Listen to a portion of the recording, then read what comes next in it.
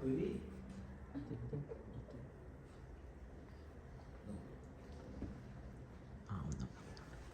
No. Have you heard of Shankaracharya? No.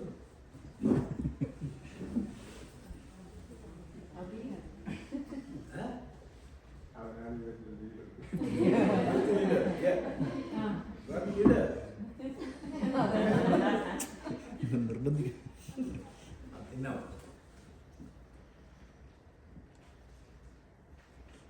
മക്കൾക്ക് എന്തെങ്കിലും ചോദിക്കാണെങ്കിൽ ചോദിക്കാം. You want to ask anything? So Lidu can do. Lidu can start. Ask something.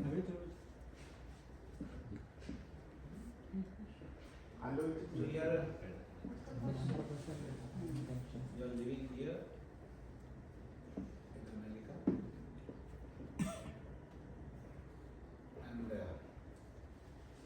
here the language is, English. We do not know what the earlier language was. There were so many languages.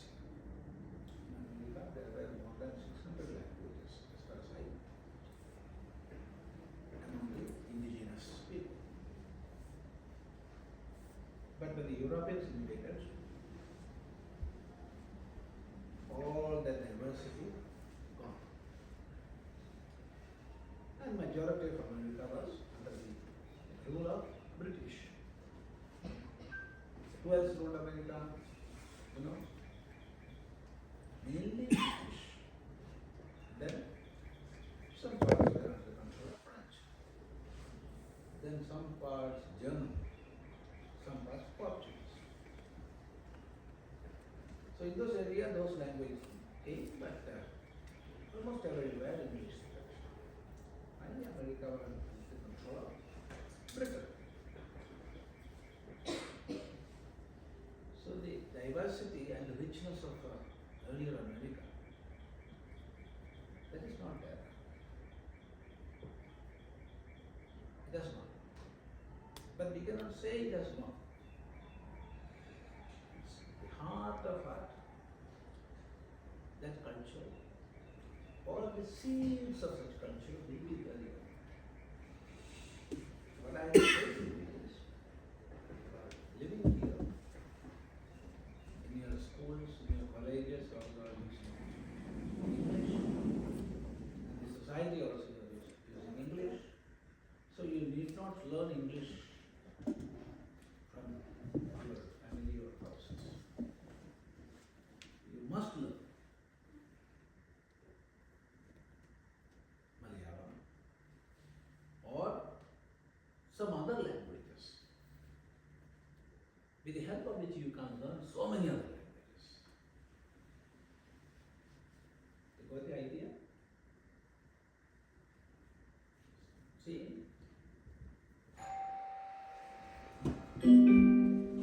Someone's at the front door. If you learn Sanskrit, for example, or Greek, or German, Sanskrit, Greek, German, you'll be able to learn so many languages. The linguistic ability will develop. But if you learn English, no linguistic ability. You will know only English. So what I have to say is, in this age, after a certain age you cannot learn languages. That in young age you can learn as many languages as you want. So you learn Sanskrit or Greek or German. And if you are studying Malayalam, it is equivalent to studying Sanskrit. Why? More than 80% of words in Malayalam are Sanskrit. More than 80%. Or Marathi, or Hindi, or Kannada. All these have more than 80% Sanskrit words. If you know Sanskrit, then all other languages you can easily learn.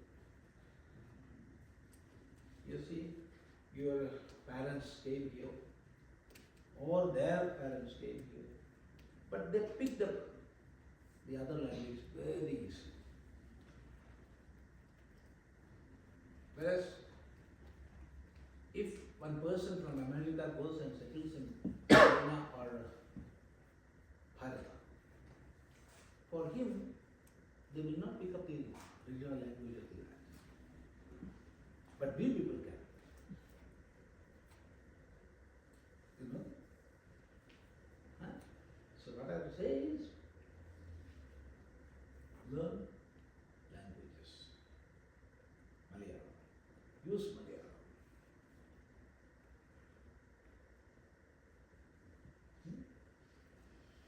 And will you? Huh?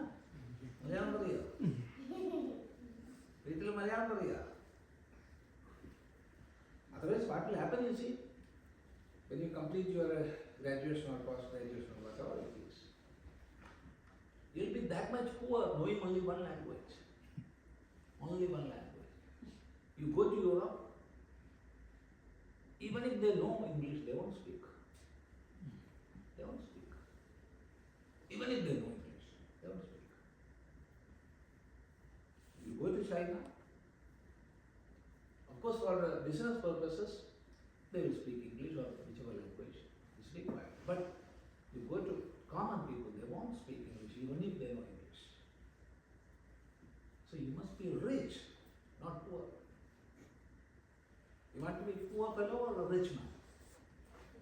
Rich one. You must know many languages. So easy way to learn language is, the root of Indo-European languages is Sanskrit. Sanskrit is the root of Indo-European languages. It's all European languages. That's why I'm asking you to learn Malayalam.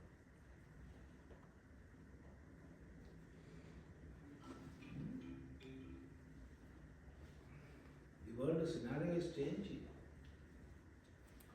You will have to go to Bharat or China for jobs in the near future. Mainly China. China will be the hub of all employment opportunities in future.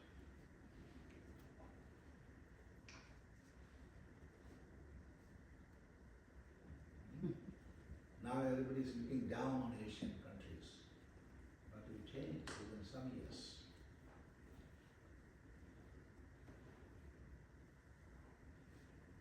So start speaking Malayalam. Malayalam പറയാൻ തുടങ്ങും. അതിനാരും ശ്രദ്ധിക്കണം. അച്ഛനമ്മമാര് ശ്രദ്ധിക്കണം. അത് മാത്രമല്ല, നമ്മുടെ ഇപ്പോഴത്തെ മക്കൾക്ക് കുറച്ച് ഇവർക്കുണ്ടാവില്ല, കുറച്ച് അടുത്ത ജനറേഷൻ ആകുമ്പോഴത്തേക്കും വലിയൊരു ഐഡന്റിറ്റി ക്രൈസിസ് വരും. കാരണം ഇപ്പൊ തന്നെ നമ്മുടെ ബിൽഗേറ്റൊക്കെ ലക്ഷക്കണക്കിന് ഏക്കർ ഭൂമി ന്യൂ മെക്സിക്കോയിൽ വാങ്ങി കൊടുക്കും. എന്തിനാ? മറ്റ് അമേരിക്കൻ ഇപ്പോൾ വികസിതമായിരിക്കുന്ന സ്ഥലങ്ങളിൽ നിന്നൊക്കെ ശാന്തിക്കും സമാധാനത്തിനും ജനങ്ങൾ ഓടിപ്പോകും. അപ്പോൾ കംപ്ലീറ്റ് ത്രൂ ഇയാളുടെ കച്ചവടം നടക്കാൻ വേണ്ടിയിട്ട് അന്ന് ഇൻകം അവരുടെ പിന്തുടർച്ചക്കാർക്ക് കിട്ടാൻ വേണ്ടിയിട്ടുമാണ് ഇപ്പോൾ വാങ്ങുന്നത്. നമുക്ക് ഓപ്പണായിട്ട് പറയാൻ പറ്റുന്നു, ഓപ്പണായി പറയാൻ പറ്റാത്ത പലതും ഉണ്ട്. അതൊക്കെ പറയുന്നു, അതൊക്കെ പഠിക്കുക.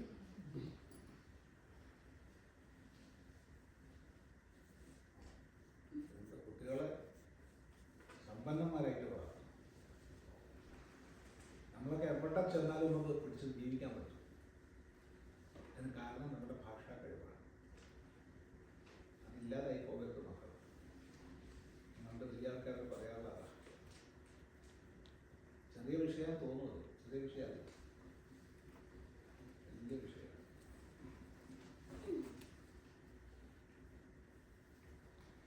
You want to ask anything? No. Then leader? No? Ask anything? Yeah? How much languages do you know? What? How much languages do you know? No, I can speak Sanskritam. I can speak Malayalam. I can speak Hindi. I can speak Gujarati. I can speak English. Little bit of Tamil. Not much.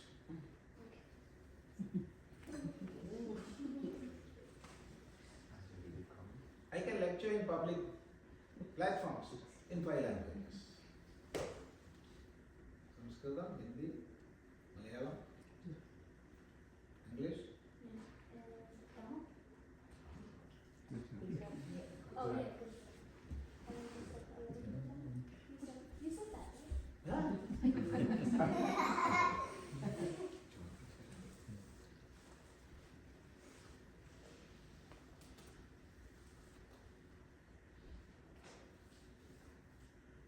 There was a great scholar in the 18th century. He was the professor of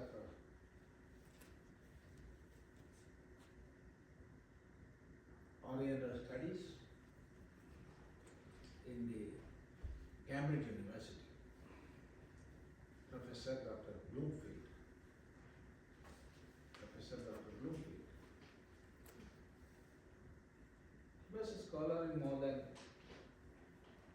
15 languages. Not a novel, but a scholar. And he was that much expert in our Greek scriptures and mythology, our Veda and all. So one day he was delivering a lecture in Oxford. Those who were attending were all professors, not only from Oxford, but from different universities also. So they asked a question. Mr. Bloomfield, you know many languages, and you are a great scholar in different philosophies of the world. So let us ask a question. What is the greatest wonder in the world? Greatest wonder in the world. What it is? What will be our reply?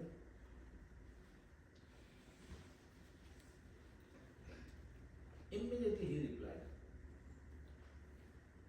the greatest wonder, then he added, wonder of wonders is Ashtadhyayi of Panini Maharshi.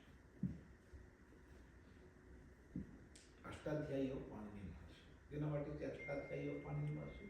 It is the grammar text of Sanskrit language. In 8 chapters, Panini wrote this text of grammar. And therefore it is called Ashtadhyayi. It is the wonder of wonders. It is the greatest wonder in the world. Not me or anybody from Bharat said this. Professor Bloomfield was an expert in more than 16 languages and a scholar in Oriental, Occidental, all philosophies. He said, that is the greatness of Sanskrit.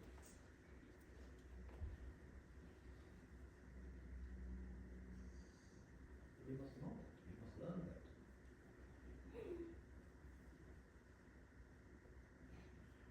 We chanted many Sanskrit shlokas today. Chanted very well.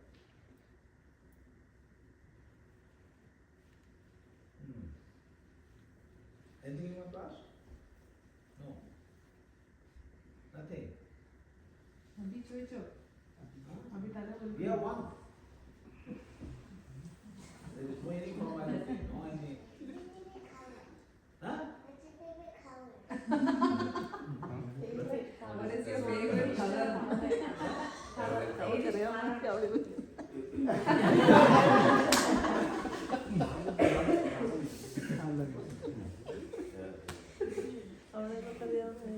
All colors.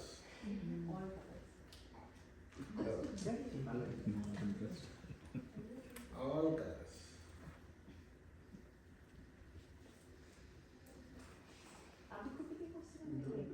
എല്ലാ കളറും ഇഷ്ടം. ഇതാ, എല്ലാ നിറവും ഇഷ്ടം. എല്ലാ നിറം colour ഇഷ്ടം ഇഷ്ടമാണ്. I like. നിറം നിറം എന്ന് പറഞ്ഞാൽ കളർ ഇഷ്ടമാണ്. I like. All colors.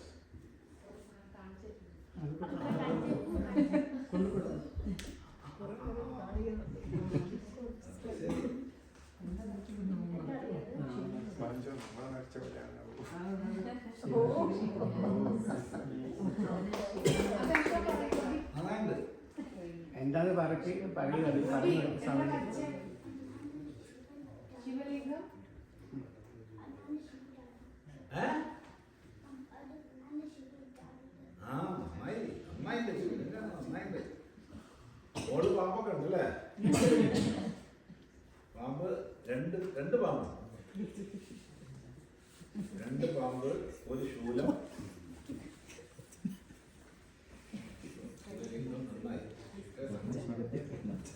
നന്നായി നന്നായി നന്നായി എന്ന് പറഞ്ഞറിയോ? നന്നായി very good.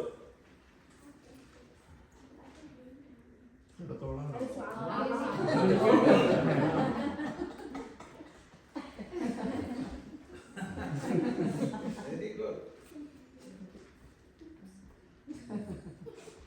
So write your name and your name, address. കാണിച്ചു കൊടുക്കൂടെ Your name and address, right? Huh? Did you write it Phone down? number of your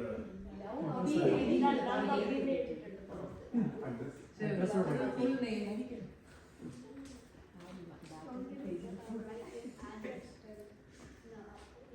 your name and address along with the phone number of your parents.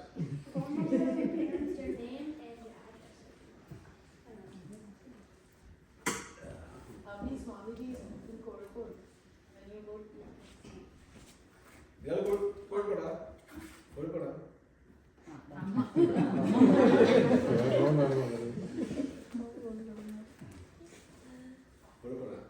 എവിടെ? കക്കോടി തക്കോടി. അപ്പൊ അസുഖം എടുത്താണ്. കോഴിക്കോടല്ല, അസുഖം എടുത്താ.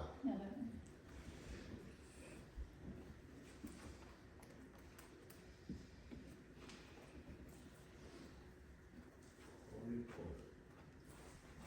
കോഴി എന്ന് പറഞ്ഞാൽ you know what is കോഴി? A rat in the either two sides there must be water bodies and one side ocean. And two sides rivers and another side ocean. The land in between the three water bodies is cold. And the land in between two water bodies is moody.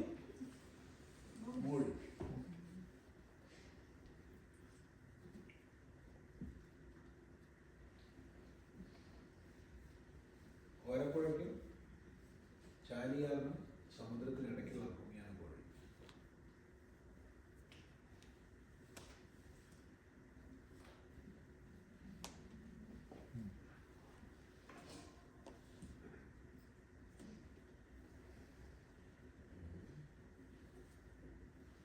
എന്താ പറയൂ? ഒന്നും ചോദിക്കരുത്.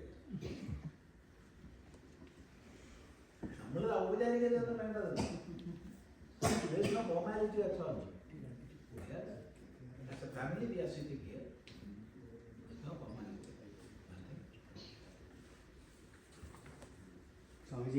Sage എന്ന് പറഞ്ഞ ഇപ്പം പുതിയതായിട്ട് തുടങ്ങിയ ഇതിനെപ്പറ്റി ഒന്നൊരു ബാക്ക്ഗ്രൗണ്ടും എന്താണെന്നുള്ള. സേജിനെ പറ്റി പറയുകയാണെങ്കിൽ ആദ്യം നിങ്ങൾ അദ്വൈതാശ്രമത്തെ കുറിച്ച് അറിയണം.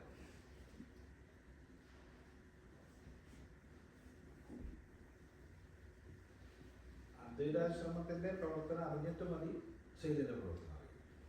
അല്ലെങ്കിൽ അതിന്റെ തുടർച്ച കിട്ടും.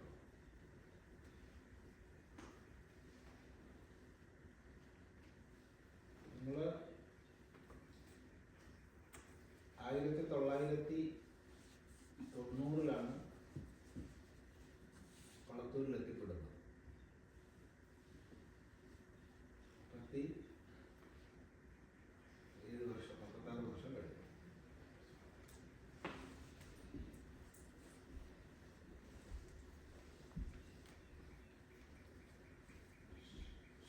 നമ്മളെ ഒരു പദ്ധതി അനുസരിച്ച് വെറും 3 മാസത്തേക്ക് മാത്രമാണ് അവിടെ പോയത്. അതിന് വേറെ കഥയുണ്ട്, അതൊന്നും പറയാൻ പോകുന്നില്ല.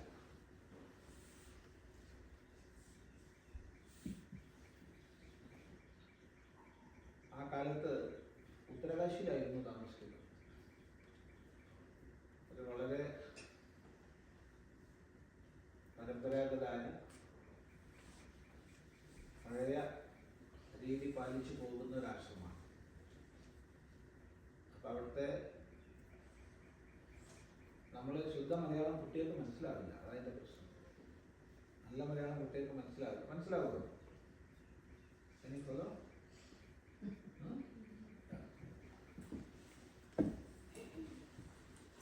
അപ്പൊ സന്യാസത്തിന് മുമ്പ് തന്നെ കൊടുത്ത ഒരു വാക്കിന്റെ അടിസ്ഥാനത്തിൽ കേരളത്തിലേക്ക് വരേണ്ടി വന്നു ആ സമയത്ത്. അപ്പോൾ ചാതുർമാസം തുടങ്ങി. ഹിമാലയത്തിൽ പഴയ ആശ്രമങ്ങൾ പരമ്പരാഗതമായിട്ടുള്ളതൊന്നും ചാതുർമാസ കാലത്ത് സഞ്ചരിക്കില്ല സന്യാസി. നമുക്ക് പ്രശ്നമില്ല. അപ്പൊ അവിടുത്തെ ആ ആശ്രമത്തിലെ സ്വാമിജി വളരെ പാരമ്പര്യ പഴയ ഒരു രീതി പാലിക്കുന്ന ആളാണ്. അപ്പൊ ചാതുർമാസം കഴിഞ്ഞ് തിരിച്ചു പോകാൻ പറ്റും. ചാതുർമാസം എന്ന് പറഞ്ഞാൽ അറിയില്ല, ഇല്ല, അത് ചോദിക്കണ്ടേ. ചാതുർമാസം എന്ന് പറഞ്ഞാൽ ആഷാഢമാസത്തിൽ നമ്മളെ ഗ്രിഗോറിയൻ കലണ്ടർ വെച്ചാൽ ജൂലൈ ആയി. ഗുരുപൂർണിമയുടെ തൊട്ട് മുമ്പുള്ള ഏകാദശി മുതൽ 4 മാസക്കാലമാണ് ചാതുർമാസം. പഴയ കണക്കിന് സന്യാസിമാർ യാത്ര ചെയ്യില്ല ആ കാലത്ത്, പഴയത്. കാരണം ആ സമയത്ത് തോരാതെ മഴ പെയ്യുന്ന സമയമായിരിക്കും. അപ്പോൾ യാത്ര ചെയ്ത് വയ്യാതായി കഴിഞ്ഞാൽ സമൂഹത്തിനാണ് കൊല്ലാറ്. അതുകൊണ്ടായിരിക്കാം അങ്ങനെ ഒരു നിയമം വെച്ചിട്ടുണ്ടാവുക. സന്യാസിയുടെ പല നിയമങ്ങളും നോക്കിക്കഴിഞ്ഞാൽ അത് നമുക്ക് മനസ്സിലാവും. സന്യാസത്തിന്റെ നിയമങ്ങളിലൊന്നും നിറം കയറരുതെന്നൊരു നിയമം, എന്നാൽ വൃക്ഷം ആരോഗ്യം. ഞാൻ വിചാരിക്കുന്നതാണ്, ഇതിനെ കൊണ്ട് വീട്ടിൽ വന്ന് വീണാൽ പിന്നെ ആരാ നോക്കണ്ടേ? സമൂഹത്തിനാവില്ലേ ഫലം. അതായിരിക്കാം കാരണം. ഏതായാലും അപ്പൊ തൽക്കാലത്തേക്ക് ചാതുർമാസം കഴിയുന്നത് വരെ താമസിക്കാൻ വേണ്ടിയാണ് കൊളത്തൂർ എത്തിപ്പെട്ടത്. ഒരാൾ പരിചയമുള്ള ഒരാൾ കൂട്ടി കൊണ്ടുപോയത്.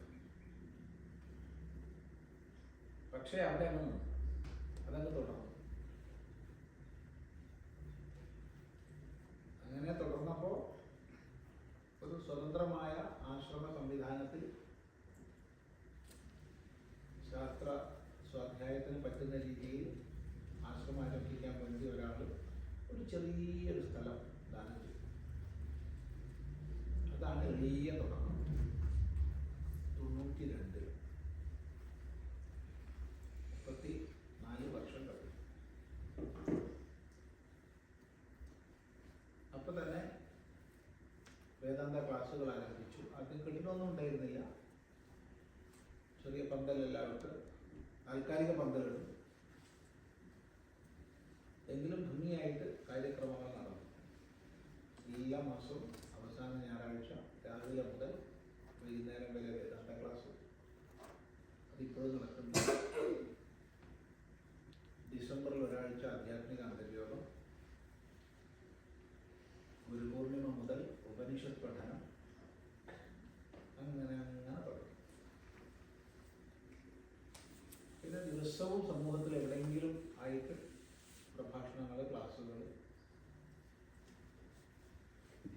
അന്തേവാസികൾ വന്ന് താമസിക്കാൻ തുടങ്ങി. അപ്പോഴത്തേക്ക് പതുക്കെ പതുക്കെ കുറച്ച് ബിൽഡിങ്ങുകളൊക്കെ ആയി. പിന്നീട് 2003 നമ്മൾ ശ്രീ ശങ്കര ചാരിറ്റബിൾ ട്രസ്റ്റ് എന്നത് ട്രസ്റ്റ് തുറക്കണം. പിന്നീടുള്ള വികസനങ്ങളൊക്കെ അതിൻ്റെ പേരിലാണ്.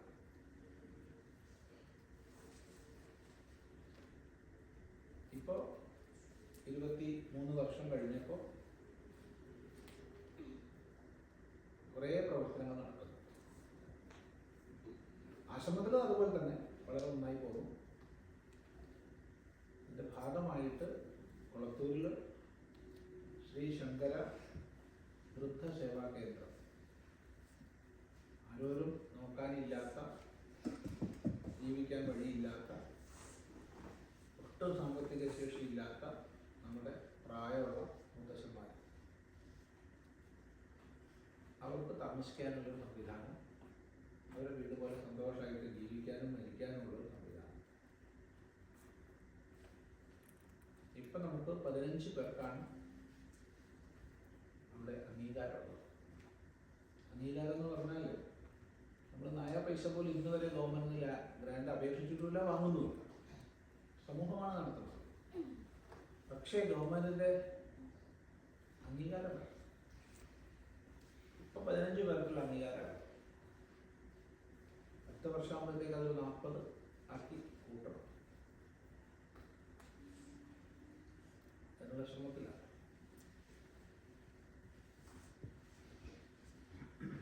ഏതായാലും 15 വയസ്സായവരോട് ഒക്കെ 85-ന് മുകളിൽ, 90, 85 തീരെ വയ്യാത്ത ആൾക്കാർ. ഇടയ്ക്കിടയ്ക്ക് ഓരോരുത്തർ പോകുമ്പോൾ കുട്ടികളെ കയറ്റും. അങ്ങനെയാണ്. ദിവസം ആശുപത്രിയിൽ 2 പേരെങ്കിലും ഉണ്ടാവും ദിവസം. അപ്പം അതിന് സേവയ്ക്ക് ആരെങ്കിലുമൊക്കെ ഉണ്ടാവും. അതിങ്ങനെ പോകണം. പിന്നെ മറ്റൊരു പ്രവർത്തനം ശ്രീ ശങ്കര വിദ്യാമന്ദിരം. കിൻഡർഗാർട്ടൻ മുതൽ 7ാം ക്ലാസ് വരെയാണ്. 470 മക്കളുണ്ട്. തീർത്തും ഗ്രാമീണരായ കുട്ടികൾക്ക് നല്ല നിലവാരമുള്ള 4 ഭാഷകൾ പഠിക്കുന്ന സ്കീമാണ്. സംസ്കൃതം, ഇംഗ്ലീഷ്, ഹിന്ദി, മലയാളം. പിന്നെ NCERT-യുടെ സിലബസ് അനുസരിച്ചുള്ള പാഠങ്ങൾ കൂടാതെ സനാതന ധർമ്മശാസ്ത്രങ്ങളും കുട്ടികളുണ്ട്. അതുകൊണ്ട് അവിടുന്ന് പുറത്തേക്ക് ഇറങ്ങുന്ന കുട്ടികൾ ഒന്നാന്തരം കുട്ടികളായിട്ടാണ് ചുറ്റുപാടുള്ള സ്കൂളുകളിൽ പഠിക്കുന്നത്. അതാണ് മറ്റൊരു പ്രവർത്തനം. പിന്നെ ശ്രീ ശങ്കര അന്നക്ഷേത്രം. ദിവസം ഒരു 100 പേരെങ്കിലും വന്ന് ഭക്ഷണം കഴിച്ചു പോകും. ചില ദിവസം കുറയും, ചില ദിവസം പോകും.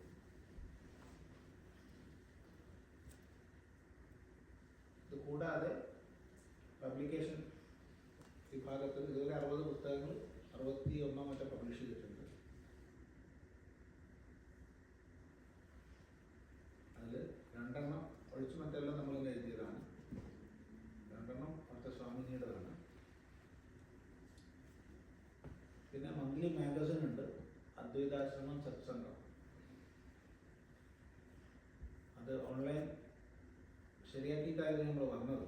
എന്തോ ഒരു പ്രശ്നം പറ്റിയത്. അത് നോക്കുന്നുണ്ട് എന്താണ് അത്. അല്ലെങ്കിൽ നിങ്ങൾക്ക് ഓൺലൈൻ എഡീഷൻ എടുക്കാമായിരുന്നു. അത് നല്ലതാണ്, നല്ല മാസികയാണ്. വേദാന്തം, ധർമ്മശാസ്ത്രം, സംസ്കൃതം എന്നിവ പഠിക്കാനുള്ള പങ്ക്തികളുണ്ട്. ഇത് കൂടാതെ ഇന്നത്തെ കാലഘട്ടത്തിലെ ഹിന്ദു ധർമ്മത്തെക്കുറിച്ച് ഒരു ഭയമില്ലാതെ എഴുതുന്ന ലേഖനങ്ങളാണ്. പിന്നെ അതിനുപരി കുട്ടികൾക്ക് ധർമ്മപ്രബോധനം ചെയ്യാനുള്ള പാഠങ്ങൾ അതിലുണ്ടാവും. അദ്വൈതാശ്രമം, സത്സംഗം, ഇതൊക്കെയാണ് കൊളത്തൂരുള്ള പ്രവർത്തനം. ഇത് കൂടാതെ ഇതിൻ്റെ ഭാഗമായിട്ട് ഗുജറാത്തിൽ മഹമ്മദാബാദ് മാധവാനന്ദാശ്രമം, തിരുവനന്തപുരത്ത് ഇടയ്ക്കോട് പ്രകോപനാശ്രമം, കൊല്ലം കുഴിയം ഹൈദരാബാദ് അദ്വൈതാശ്രമം, പാലക്കാട് മാത്തൂർ ശ്രീ ശങ്കര അദ്വൈതാശ്രമം, മലപ്പുറം കൊടശ്ശേരി ശ്രീ ശങ്കര സേവാശ്രമം, വയനാട് മീനങ്ങാടി നരനാരായണ അദ്വൈതാശ്രമം, കണ്ണൂർ മട്ടന്നൂർ ലക്ഷ്മി കൃഷ്ണ അദ്വൈതാശ്രമം, കാസർഗോഡ് കാഞ്ഞങ്ങാട് സനാതന ശ്രീശങ്കര സനാതന ധർമ്മ പഠന കേന്ദ്രം, പിന്നെ കോഴിക്കോട് ജില്ലയിൽ നടുവണ്ണൂർ സദ്ഗുരു നിത്യാനന്ദ ആശ്രമം, മാക്കറയിൽ ശാന്തിസുധ സേവാശ്രമം, കോഴിക്കോട് ടൗണിൻ്റെ മധ്യത്തിൽ ശ്രീ ശാരദ അദ്വൈതാശ്രമം. ഇത്രയും ആശ്രമങ്ങളും പഠന കേന്ദ്രങ്ങളും ഇവിടെയൊക്കെ വേദാന്ത ക്ലാസ്സുകളുണ്ട് എല്ലാം.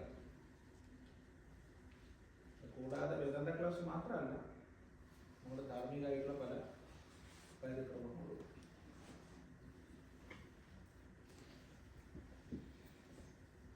ഇതിനനുബന്ധിച്ച് ആശ്രമത്തിൽ ഒരുപാട് പ്രവർത്തനങ്ങളുണ്ട്, എന്തൊന്നും ഇപ്പോൾ പറയേണ്ട ആവശ്യമില്ല. ഇതൊക്കെയാണ് കേരളത്തിലും ഭാരതത്തിലും നടക്കുന്നത്. കൂടുതൽ മനസ്സിലാക്കുക പലരും അദ്വൈതാശ്രമം വളർത്തുമെന്ന് മാത്രമേ അറിയുള്ളൂ. അതുകൊണ്ടാണ് ഇങ്ങനെ വിസ്തരിച്ച് പറഞ്ഞു. അദ്വൈതാശ്രമം വളർത്തുന്നത് ഈ പ്രവർത്തനങ്ങളിൽ ഒന്ന് മാത്രമാണ്. ഇതൊക്കെ ചേർന്നിട്ടാണ് പോകുന്നത്.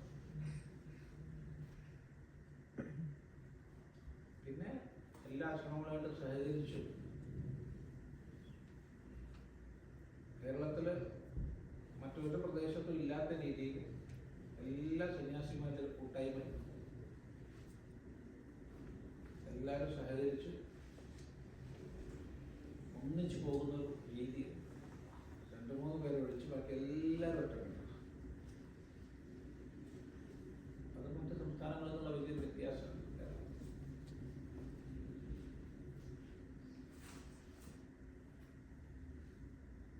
അങ്ങനെ മാർഗദർശക് മണ്ഡലിന്റെ പ്രവർത്തനം നടക്കുന്നുണ്ട്. അതിൻ്റെ അധ്യക്ഷനായിട്ടുള്ള ഉത്തരവാദിത്തമുണ്ട് കുറേ കൊല്ലങ്ങളായിട്ട്. പണ്ട് സത്യാനന്ദ സരസ്വതി സ്വാമികളായിരുന്നു അധ്യക്ഷനായിട്ട്, പിന്നെ വേദാനന്ദ സരസ്വതി സ്വാമികളായി, പിന്നെ നിത്യാനന്ദ സരസ്വതി സ്വാമികളായി. അതിനുശേഷം കുറേ കൊല്ലങ്ങളായിട്ട് നമ്മളാണ് മാർഗദർശക മണ്ഡലത്തിൻ്റെ ആ ഒരു ഉത്തരവാദിത്വം വഹിക്കുന്നത്. കൂടാതെ വേറെയും പല പ്രവർത്തനങ്ങളും എല്ലാവരും നിങ്ങൾക്ക് പറയുന്നില്ല. 2011 മുതൽ പ്രായം ഇവിടെ വരുന്നുണ്ട്, എവിടെയെങ്കിലുമൊക്കെ ആയിട്ട്. 2017 മുതലാണ് യാത്രകൾ കൂടുതൽ പല സ്ഥലങ്ങളിൽ പോകുന്നത്, അല്ലേ, രീതി ആരംഭിച്ചു.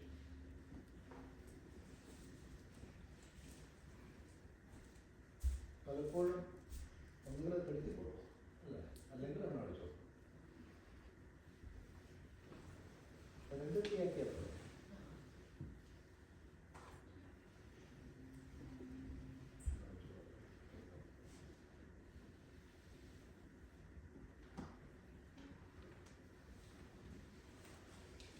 പലപ്പോഴും ഇവിടുന്ന്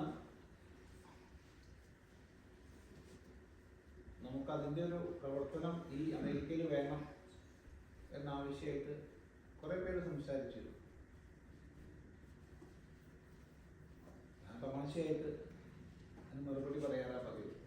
നമുക്കൊരു പ്രസ്ഥാനം പോലെ 100 എണ്ണമാണ്, അങ്ങനെ എങ്ങനെയാണ് കൊണ്ടുപോയത്. അത് 2019 വന്നപ്പോൾ കൂടുതൽ പേര് ഈ പ്രദേശത്ത് നിന്നാണ്, ന്യൂയോർക്ക്, ന്യൂജേഴ്സി, ഈ ഭാഗത്തു നിന്നാണ് ഒരു ഓർഗനൈസേഷൻ വേണമെന്ന് ആവശ്യപ്പെട്ടത്. ഞാൻ തമാശ രൂപത്തിലാണ് പറഞ്ഞത്, ഇവരോടൊക്കെ തന്നെ. അത് കഴിഞ്ഞ് 21 വന്നപ്പോൾ, 21 വന്നിട്ടില്ല, 21 കോവിഡ് സമയം, 17, 19 പിന്നെ അപ്പോഴൊക്കെ നമ്മൾ തമാശ രൂപത്തിൽ പറയാൻ ശ്രമിച്ചു. 23 വന്നപ്പോഴാണ് ഒരു സംഘം പേര് സിയാറ്റിൽ വെച്ചിട്ട് വളരെ ഗൗരവമായിട്ട് ചില വിഷയങ്ങൾ പറഞ്ഞത്. അതിനു മുമ്പ് പലരും പറഞ്ഞെങ്കിലും അതിനൊന്നും ചെവി കൊടുത്തിട്ടില്ല, തമാശ രൂപത്തിൽ മാറ്റിയതാണ്.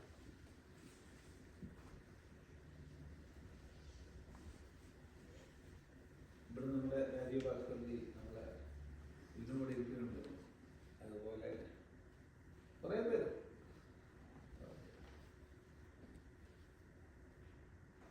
23 സിയാറ്റിൽ വന്നപ്പോൾ പ്രധാനപ്പെട്ട ചില വിഷയങ്ങൾ, ഒന്ന്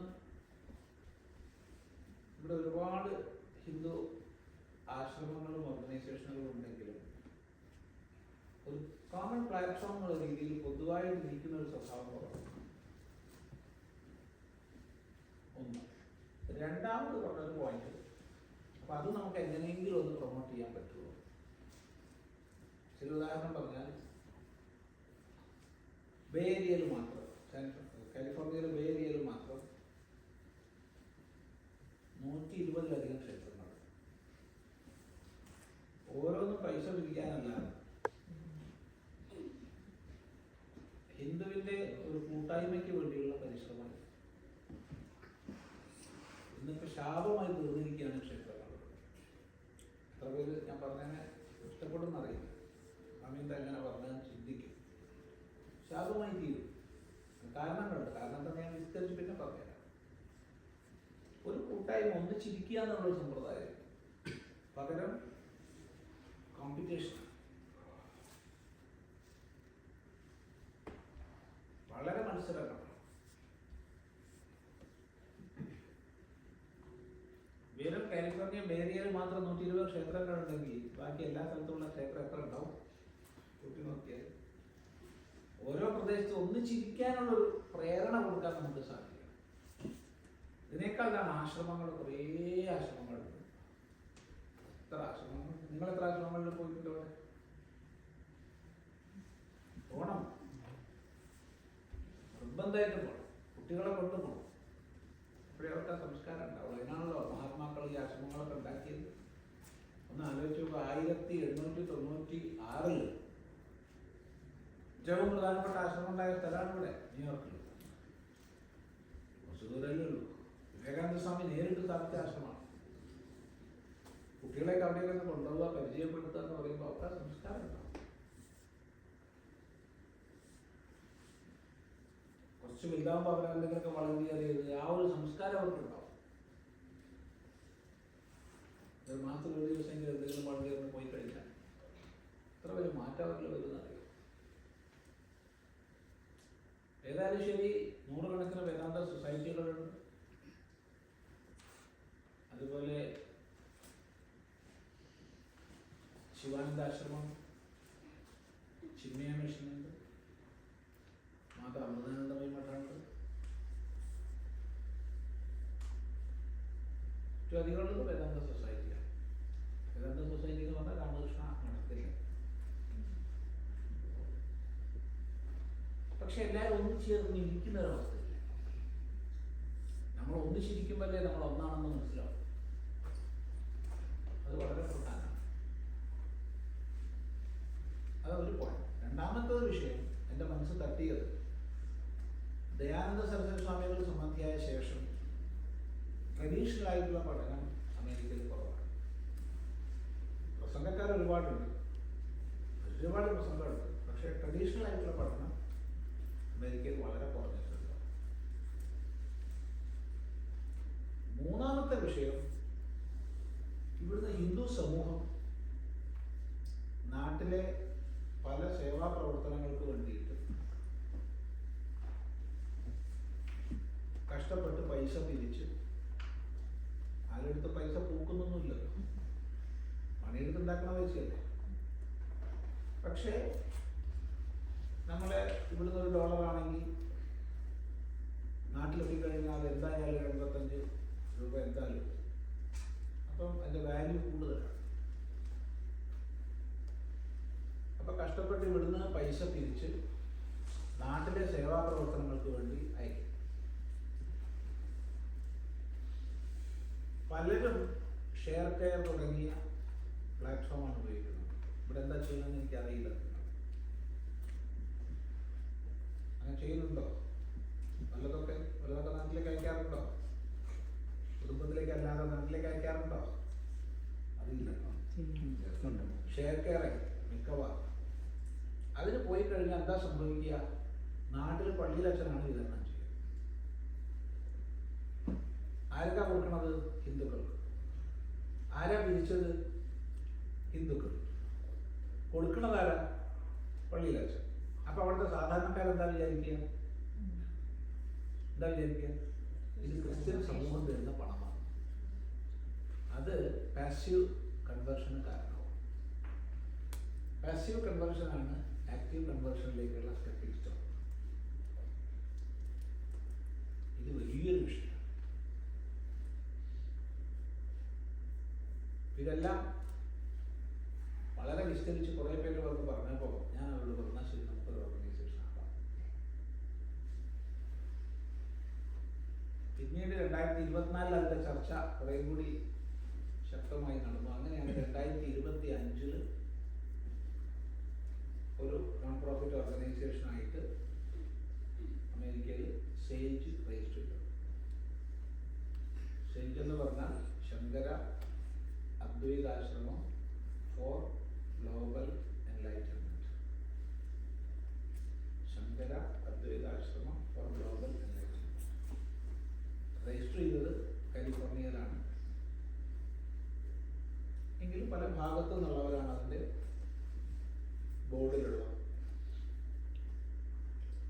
ഈ ഭാഗത്തു നിന്ന് നമ്മുടെ രാജീവ് ഭാസ്കർജി ഉണ്ട്.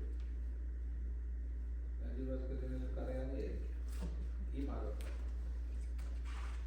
പിന്നെ അതിൻ്റെ സെക്രട്ടറി ആയിട്ട് സിയാറ്റിൽ നിന്ന് വിജയ് നാരായണൻ രാമസ്വാമി, ട്രഷററായിട്ട് കാലിഫോർണിയയിൽ നിന്ന് സുമ കാമത്ത്, പിന്നെ ട്രസ്റ്റീസായിട്ട് ലൂസിയാനിൽ നിന്നൊരു മോഹൻ മേനോൻ,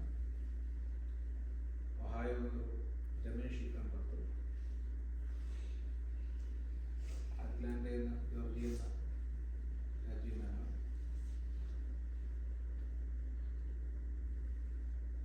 നമ്മുടെ മനോജ് കൈപ്പൊള്ളി,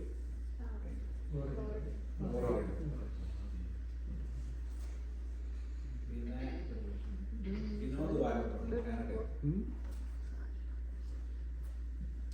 പെർമനന്റ് ഡയറക്ടറായിട്ട് സ്വാമിജിനാണ്. അങ്ങനെയാണ് അതിൻ്റെ ഒരു ഇപ്പോഴത്തെ സ്ട്രക്ചർ എപ്പോഴും മാറ്റത്തിന് വിധേയമാണ്. സ്ട്രക്ചർ എപ്പോഴും മാറ്റത്തിന് വിധേയമാണ്.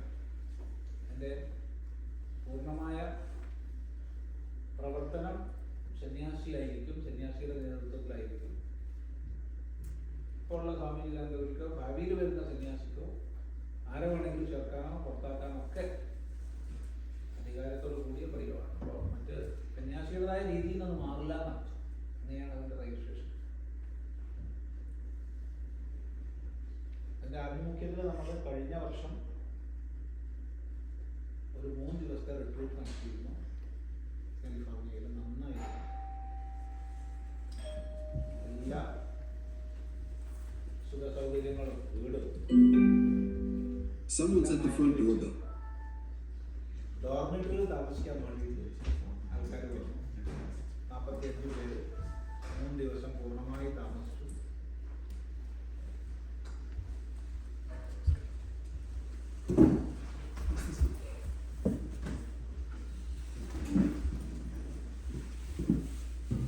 അതിൻ്റെ ആഭിമുഖ്യത്തിലാണ് പ്രധാനമായിട്ട് ഈ പ്രാവശ്യം ഈ യാത്ര വെച്ചിട്ടുള്ളത്. ഓരോ പ്രദേശത്ത് ചിലത് സേജിന്റെ പേരിൽ തന്നെയാണ്, ചിലത് അതത് പ്രദേശത്തുള്ള ഏതെങ്കിലും കൂട്ടായ്മയുടെ കൂടി ചർച്ചയോട് കൂടിയിട്ടാണ്. അപ്പോൾ നമ്മുടെ ധർമ്മത്തെക്കുറിച്ചും ശാസ്ത്രത്തെക്കുറിച്ചും മനസ്സിലാക്കാനുള്ള രീതികൾ ഉണ്ടാക്കുക. ഒരു അമേരിക്കയുടെ 4 ഭാഗങ്ങളിലെങ്കിലും ഒരു 3 ദിവസത്തെ റിട്രീറ്റ് നടത്തുക. അത് ഗൗരവമായിട്ടുള്ള പഠനമാണ്, തമാശയൊന്നുമല്ല, പൂർണ്ണമായി പഠനം തന്നെയാണ്. അത് 3 ദിവസം കൊണ്ട് വലിയൊരു ഒരു മാറ്റത്തോടു കൂടിയാണ് ആൾക്കാർ പോവുക. അതൊരു സംശയമില്ല. അത് കൂടാതെ നമുക്ക് ഇതുപോലുള്ള പ്രസംഗം അല്ലാതെ ഒരു ദിവസം രാവിലെ തൊട്ട് വൈകുന്നേരം വരെയുള്ള, രാവിലെ തൊട്ട് രാത്രി വരെയുള്ള ഒത്തുചേരലുകളാണ് സമയം അനുസരിച്ച്. ഒരു യാത്രയിൽ അത് പ്ലാൻ ചെയ്യണം. ഇതൊക്കെയാണ് ഇപ്പോൾ മുന്നോട്ട് വെച്ചിട്ടുള്ള പദ്ധതികൾ. ഏതായാലും അതിൻ്റെ ആഭിമുഖ്യത്തിൽ അമേരിക്കയുടെ 250ാം സ്വാതന്ത്ര്യ ദിനത്തോടനുബന്ധിച്ച് അമേരിക്ക പ്രദേശ് എന്നുള്ളൊരു പരിപാടി വെച്ചു. അത് നമ്മൾ പല ഓർഗനൈസേഷനുകളെ ക്ഷണിച്ചു. നല്ലൊരു കാര്യക്രമമായി, വളരെ നന്നായി. 18 ഓർഗനൈസേഷനുകൾ, Vedanta society, Chinmaya mission, aim for Seva, Sambodh foundation, HSS, പിന്നെ HSSന്റെ ചില പരിവാർ സംഘടനകൾ, യോഗ ഭാരതി, സംസ്കൃത ഭാരതി തുടങ്ങിയവ. പിന്നെ പ്രധാനമായിട്ട് കാലിഫോർണിയയിലുള്ള ഹിന്ദു ഓർഗനൈസേഷൻ, ക്ഷേത്രങ്ങളല്ല, മറ്റ് എല്ലാവരും ഒന്നിച്ച് വന്ന് ഒന്നിച്ച് ആശയങ്ങളെ കൈമാറി നല്ലൊരു ഒത്തുചേരലായി. അപ്പോൾ അതിന് വേണം നല്ലൊരു ആവശ്യപ്പെട്ടിട്ടാ പിരിഞ്ഞത്.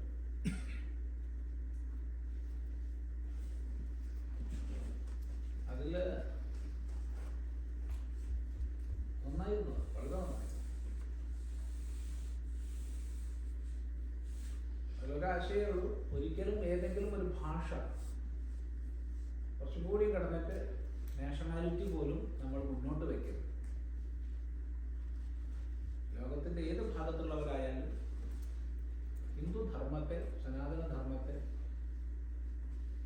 പഠിക്കാനും മനസ്സിലാക്കാനും ഉള്ളവർക്കാണ് പ്രാധാന്യം. ഒരിക്കലും ഒരു ഭാഷയായിട്ട് ഐഡന്റിഫൈ ചെയ്യരുത് എന്നുള്ള തുടക്കത്തിലേ ഉണ്ട് അതിൻ്റെ സങ്കല്പത്തിൽ. അത് പ്രത്യേകം എന്തൊക്കെ പറയുക, മലയാളിന്നോ ഗുജറാത്തിന്നോ പഞ്ചാബിന്നോ തെലുങ്കെന്നോ അങ്ങനത്തെ ഇല്ലേ. അതിൻ്റെ ഇഷ്ടംപോലെ ഓർഗനൈസേഷൻ വേറെ ഉണ്ടല്ലോ, ഇല്ലേ? നല്ല കൂടാനും ഇഷ്ടം പോലെ ഉണ്ട്. അത് വേണ്ട, സനാതന ധർമ്മം എന്നുള്ളത് മാത്രം. ഇന്നലെ വളരെ സന്തോഷം തോന്നിയൊന്ന്, ഇന്നലെ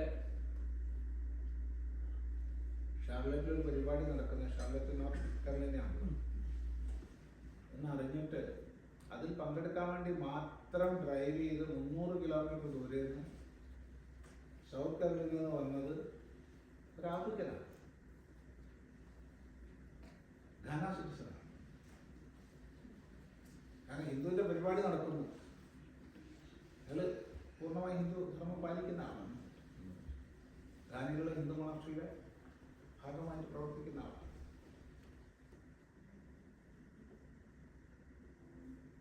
ഒരിക്കലും ഒരു ഭാഷ എന്നോ നേഷൻ എന്നുള്ളതോ അതിൽ പാടില്ല. സനാതന ധർമ്മം അതിനെ ഉയർത്തി കാണിക്കുന്ന പദ്ധതികളായിരിക്കണം. അതാണ് സ്റ്റേജിനെ പറ്റി പറഞ്ഞാൽ. തുടക്കാണ്, ഒന്നും ആയിട്ടില്ല, അവിടെ ഉള്ളൂ. പക്ഷേ ഈ പ്രാവശ്യം ഇപ്പോൾ ഈ യാത്രയിൽ കാലിഫോർണിയയിൽ ഓൾറെഡി റിട്രീറ്റ് ഉണ്ടെന്ന് പറഞ്ഞു. സെയിൻറ്റ് ലൂയിസിനും ഷിക്കാഗോന്നും മിൽവാക്കിയിൽ നിന്നും നിർബന്ധമായിട്ട് വേണമെന്ന് ആവശ്യപ്പെട്ടിരിക്കുകയാണ്. ആവശ്യപ്പെട്ടത് മലയാളികളല്ല, അതൊക്കെ പറയാം.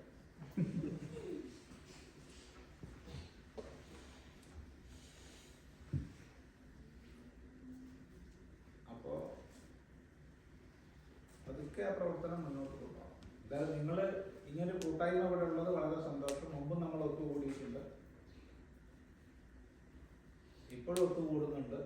പല മുഖങ്ങളും പരിചയമുള്ള മുഖങ്ങളാണ്. അത് വളരെ സന്തോഷമുണ്ട്. എന്തുകൊണ്ടാണ് വളരെ സന്തോഷമുണ്ടെന്ന് പറഞ്ഞാൽ, ഒത്തൊരുമയോടുകൂടി ഇരിക്കുന്നു, ഒത്തുചേർച്ച തുടരുന്നു. കാരണം പൊതുവെ മലയാളിയാണെങ്കിൽ തമ്മിൽ തല്ലി ഒരു കൊല്ലം കൊണ്ട് 3 ആവും.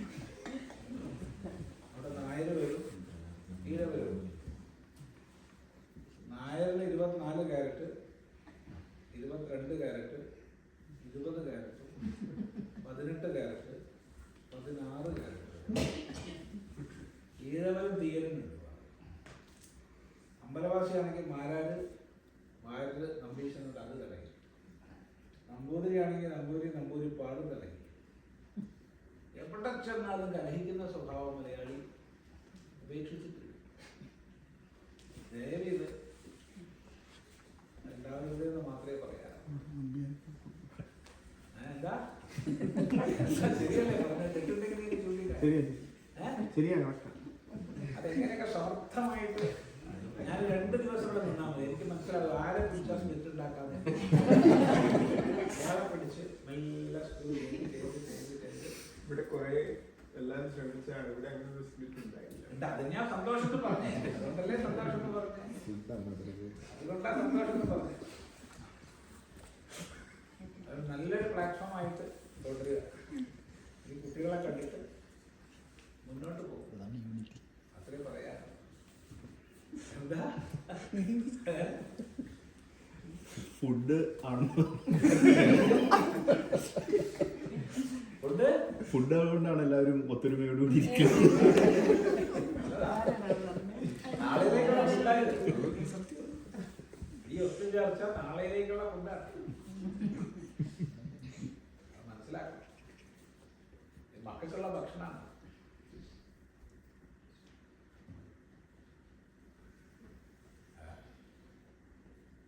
സ്റ്റേജിനെ പറ്റി പറയാൻ പറഞ്ഞോണ്ട് പറഞ്ഞതായി ഇതൊക്കെ. ഇവിടെ ആദ്യം പറഞ്ഞ ഒരു ഗോൾ എന്ന് പറയുന്നത് ഇവിടെ ലോക്കലായിട്ടുള്ള അമേരിക്കയിലുള്ള മറ്റ് ഹിന്ദു ആശ്രമങ്ങളും അവരെ ഒരുമിച്ച് പെട്ടെന്ന് ചെയ്യാൻ പറ്റില്ല. നമുക്ക് അത് ലക്ഷ്യമായിട്ട് നമ്മൾ വെക്കുകയാണ്. ഇപ്പോൾ നമ്മൾ ഒരു കുട്ടി സ്കൂളിൽ ചേരുമ്പോൾ അയാൾ 10ാം ക്ലാസ് പാസ്സാകുകയാണ് ലക്ഷ്യമെങ്കിൽ അയാൾ 10ാം ക്ലാസ് പോകാൻ പറ്റില്ലല്ലോ, 1-ലല്ലേ പോകാൻ പറ്റും. 2, 3 കഴിഞ്ഞല്ലേ 4, 5 ക്രമമായി പോകും. നമുക്ക് ആദ്യം ആ ലക്ഷ്യം സാധിക്കണമെങ്കിൽ, അത് മുന്നോട്ട് വെക്കണമെങ്കിൽ അത്തരം സംഘടനകളുടെ ഇടയ്ക്ക് നമുക്ക് അക്സെപ്റ്റൻസ് വേണം. ആ അക്സെപ്റ്റൻസ് പെട്ടെന്നുണ്ടാവില്ല. ഇപ്പോൾ ഉദാഹരണം പറഞ്ഞാൽ അമേരിക്ക പ്രൈസ് എന്നുള്ള പരിപാടി കാലിഫോർണിയയിൽ വെച്ചു. അപ്പോൾ കാലിഫോർണിയയിലുള്ള ഒരുപാട് ഹിന്ദു ഓർഗനൈസേഷൻസ് 18 ഓർഗനൈസേഷനാണ് വന്നത്. അതല്ല, വേറെ കുറേ പേരായി ഞങ്ങളെ വിളിച്ചില്ലല്ലോ, ഞങ്ങൾക്കും പങ്കെടുക്കണ്ടേ. അപ്പോൾ ഇങ്ങോട്ട് ചോദിച്ച അവസ്ഥ. അങ്ങനെ ശാസ്ത്രീയമായ പദ്ധതികളിലൂടെ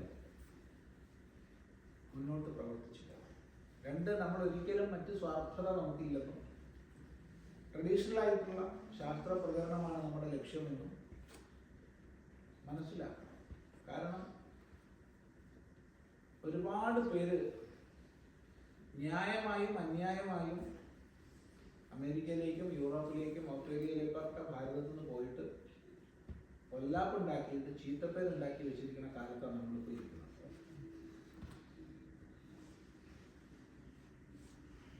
സന്യാസിയുടെ പേരിൽ വന്നു തന്നെ പണം തട്ടിപ്പ്, റേപ്പ് തുടങ്ങിയ കേസ് പെട്ടിട്ട് ചീത്തപ്പേര് ഇവിടെ നിലനിൽക്കുന്നു. സന്യാസി അല്ലെങ്കിലും സ്വാമി എന്നുള്ള പേരിൽ പോയിട്ട് സുഖമായിട്ട് ജയിലിൽ കഴിയുന്നവർ UK-ലും യൂറോപ്പിലും സുഖമായിട്ട് ജയിലിൽ കഴിയും. കുറെ കൊല്ലങ്ങൾ ജയിലിൽ സുഖവാസം.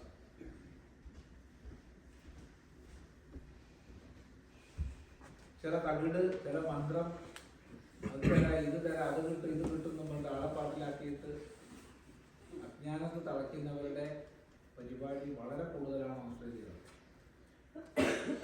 ഇപ്പൊ ശാസ്ത്രത്തിനനുസരിച്ച് നമ്മുടെ പ്രവർത്തനം കൊണ്ട് വേണം നമ്മുടെ ശുദ്ധത സമൂഹം മനസ്സിലാക്കുന്നത്. അതുകൊണ്ട് ഒറ്റയടിക്കത് പറ്റില്ല. അതിനാണ് ഒന്ന് പതുക്കെ പതുക്കെ നമ്മുടെ സമൂഹത്തിൽ, നമ്മുടെ സമൂഹം എന്ന് പറഞ്ഞാൽ മലയാളി അല്ല ഉദ്ദേശിച്ചത്, ഹിന്ദു സമൂഹത്തിൽ, ഹിന്ദുവിലേക്ക് ആകർഷിക്കപ്പെടുന്നവരുടെ സമൂഹത്തിൽ, അതുപോലെ യൂണിവേഴ്സിറ്റികളിൽ നമ്മൾ പ്രവർത്തനം ഉണ്ടാവും. ഈ യാത്രയിൽ നമ്മൾ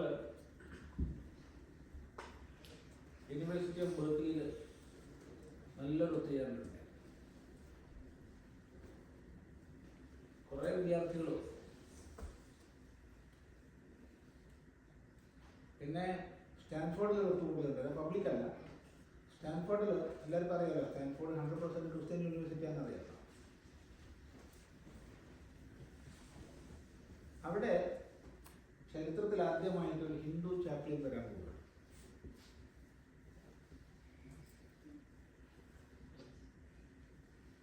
അപ്പോൾ അതെങ്ങനെയൊക്കെ പോകണം, എന്തൊന്നും പാടില്ല, എന്തൊക്കെ വേണം, എങ്ങനെ പ്രവർത്തിച്ചാൽ ശാസ്ത്രീയമായിട്ട് നമുക്ക് നാളേക്ക് ഹിന്ദു സമൂഹത്തിലൊരു ഒരു ഒരു സ്ഥാനം നേടിയെടുക്കാൻ പറ്റും എന്നുള്ളതിനെ കുറിച്ച് അവിടെ ചാപ്ലിനാകാൻ പോകുന്ന ആളുമായിട്ട് ഒരു ഒത്തുകൂട്ടൽ. അതിൽ ഹവായ് ദ്വീപിൽ അദ്വൈതത്തെ പിൻപറ്റി ഇന്നും നിലനിൽക്കുന്ന ഒരു ഇൻഡിജിനസ് ഗ്രൂപ്പിൻ്റെ കാഹു വന്നു. കാഹു എന്ന് പറഞ്ഞാൽ സ്വാമിയാണ്. അത് പബ്ലിക് അല്ല, പക്ഷെ അത് ഇഫക്റ്റീവാണ്.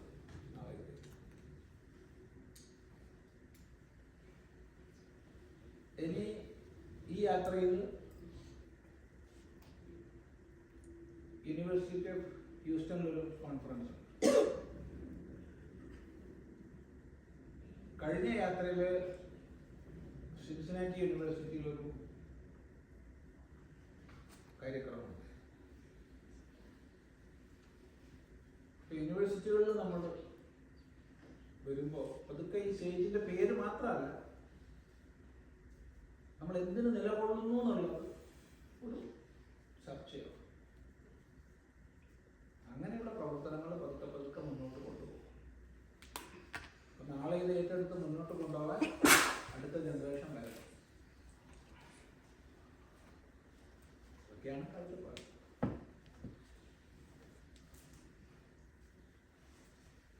എന്താ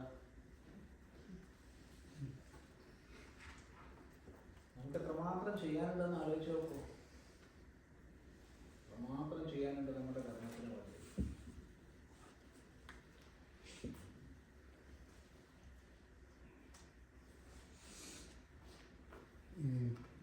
സ്വാമിയുടെ ആശ്രമത്തിൽ പ്രായമുള്ളവർക്ക് വന്ന് നിൽക്കാനായിട്ടുള്ള ഇതുകൊണ്ട് പറഞ്ഞില്ലേ, ഞങ്ങൾക്ക് പ്രായമാകുമ്പോൾ അവിടെ വന്ന്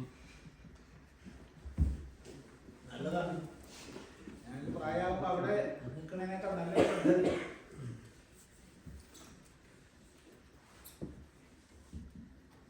കുറച്ച് സ്വാർത്ഥം ഉണ്ടാവും. ഒന്നും കൂടി അടിവരായിട്ട് പറയാം, കുറച്ച് സ്വാർത്ഥം ഉണ്ടാവുക മനുഷ്യനാവുക. ഒട്ടും സ്വാർത്ഥം, സെൽഫിഷ്നെസ് ഇല്ലാണ്ടാവുക.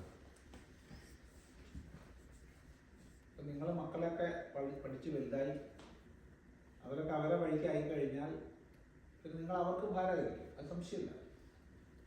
അതിൽ കൂടുതലൊന്നും പ്രതീക്ഷിക്കണ്ട. അവരുടെ ജീവിതത്തിൻ്റെ സ്വകാര്യത നിങ്ങളും ഇല്ലാണ്ടാക്കരുത്. അവരുടെ ജീവിതത്തിൻ്റെ സ്വകാര്യത നിങ്ങൾ ഇല്ലാണ്ടാക്കരുത്. അപ്പോൾ ഒരു പരിധി എത്തിക്കഴിഞ്ഞാൽ, ഇപ്പോൾ വേണമെന്നല്ല, ഇപ്പോൾ ഇതിൽ പലരും വളരെ ചെറുപ്പക്കാരാണ്. കുറച്ച് പേരെയുള്ള കുറച്ചൊന്ന് ഒരു നിലയൊക്കെ വന്നവർ കുറച്ച് പേര്. പക്ഷെ ഇപ്പം തന്നെ എന്ത് ചെയ്യണം, കുറച്ച് പേര് ഒത്തുചേരും. ഉദാഹരണം പറഞ്ഞാൽ സമാന ചിന്തകളുള്ള ഒരു 60 പേര് ഒത്തുചേർന്നെന്ന് വിചാരിച്ചു. നിങ്ങൾക്ക് സ്വന്തമായിട്ട് ഒരു പങ്ക് മാറ്റി വയ്ക്കുക. എന്നിട്ട് ഒരു വില്ലേജ് ഉണ്ടാക്കുക. 60 പേരുണ്ടെങ്കിൽ സുഖമായിട്ട് സാധിക്കും. അവിടെ കോമൺ ആയിട്ട് അടുക്കള, ഡൈനിങ് ഹാള്, പ്രാർത്ഥനാ ഹാള്, ചെറിയൊരു ആരാധനാലയം. ബാക്കിയെല്ലാം വ്യക്തിപരമായ പേരിലുള്ള കൊച്ചു വീട്. വലിയ വീടുണ്ടാക്കണം. അങ്ങനത്തെ ഒരു കമ്മ്യൂണിറ്റി ലിവിംഗ് ആണ് ഇനി ഭാവിയിൽ ശ്രദ്ധിക്കുന്നത്. സുഖമായിട്ട് സാധിക്കും. ഒരു 60 പേര് ഒന്നുകിൽ നാട്ടിൽ അല്ലെങ്കിൽ അമേരിക്കയിൽ. അമേരിക്കയിലാണെങ്കിൽ സാമാന്യം വില കുറഞ്ഞ ഒരു സ്ഥലം നമ്മൾ കണ്ടുപിടിക്കണം. എവിടെയാ വില കുറഞ്ഞത്? തമ്മിൽ വില കുറഞ്ഞത് എവിടെയാ? സൗത്തിലാണ്, ആ? ദക്ഷിണ സൗത്ത് ഭാഗത്താണ്. ഓസ്റ്റിൻ 1. പിന്നെ ഏറ്റവും വില കുറഞ്ഞത് ന്യൂ മെക്സിക്കോ ഭാഗം. എല്ലാം ഇവിടുത്തെ ജീവിതശൈലി ശീലിച്ചവർക്ക് നാട്ടിൽ പോയിട്ട് വിഷമമുണ്ടെങ്കിൽ മാത്രം. ഇല്ലെങ്കിൽ നാട്ടിൽ എവിടെയെങ്കിലും കുറച്ചധികം സ്ഥലം വാങ്ങി ഒരു 60 കുടുംബം നോക്കും. പക്ഷെ അതിനൊരു കേന്ദ്രം. ആ കേന്ദ്രം ഒരു പ്രാർത്ഥനാലയം ആയിരിക്കണം. ഭജനകൾ, ഭജനക്കഥ, ഓക്കെ. ഇതെന്തിനാ പറയണമെന്ന് ചോദിച്ചാൽ ഇതാണ് നാളിലേക്ക് ആവശ്യമായിട്ട്. അല്ലാതെ നിങ്ങൾ വീട്ടിൽ നിന്നിട്ട് ഒരാളും ഉണ്ടാവില്ല. വലിയ വീടും ഇത് കൊച്ചു വീടായിരിക്കും. നരകമാണ്. നിങ്ങൾ കേരളത്തിലെ ഗ്രാമാന്തരങ്ങൾ അറിയുന്നത് കൊണ്ടാണ് ഞാൻ പറയുന്നത്, വെറുതെ പറയല്ല. വലിയ കൂറ്റൻ വീട്, അതിൽ ഒരു കടവനും ഒരു കടവിയും. ഒരു വീട്ടിന്റെ ഭാഗം മറ്റേ ഭാഗത്തേക്ക് എത്തില്ല. ഞാൻ അവരെ കൊണ്ട് പറയാറുണ്ട് അൺപെയ്ഡ് സെർവൻ്റാണ്. ആർക്കും വിരോധം തോന്നരുത്. അൺപെയ്ഡ് സെർവൻ്റാണ് അച്ഛനും അമ്മയും. സത്യമാണ്, സത്യമാണ്.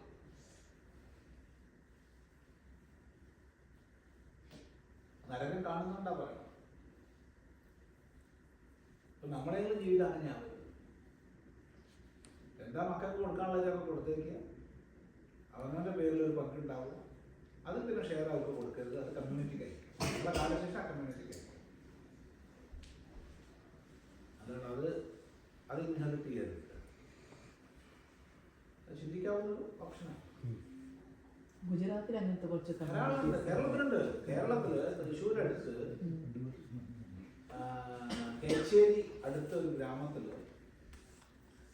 അബുദാബിയിൽ നിന്ന് വന്ന ഒരു 10-40 കുടുംബങ്ങൾ. എല്ലാവരും അബുദാബിയിൽ നിന്നാണ്. അവർ ഇസ്കോണായിട്ട് ബന്ധപ്പെട്ടു.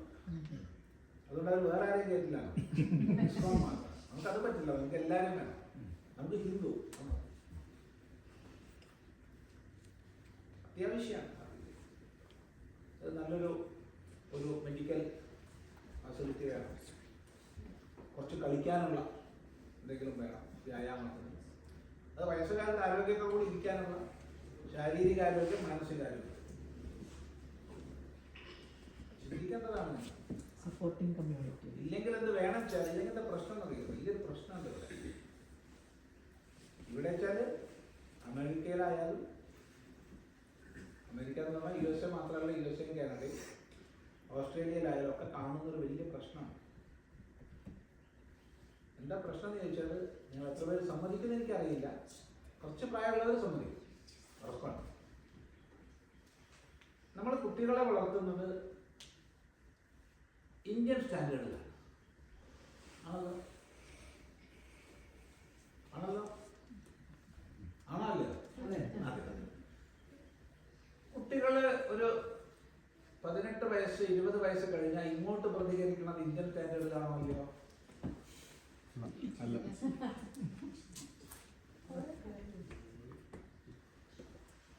ഭാഗ്യം 90%. കുറെയൊക്കെ എന്ന് പറഞ്ഞാൽ ഞാൻ മാറ്റം വരുത്തിയിട്ട് കുറച്ചൊക്കെ നടക്കണം. ഒന്നുകിൽ അമേരിക്കൻ സ്റ്റാൻഡേർഡ് ആയിരിക്കും, നല്ലതാണ്. കുട്ടിയെ 18 വയസ്സ് വരെ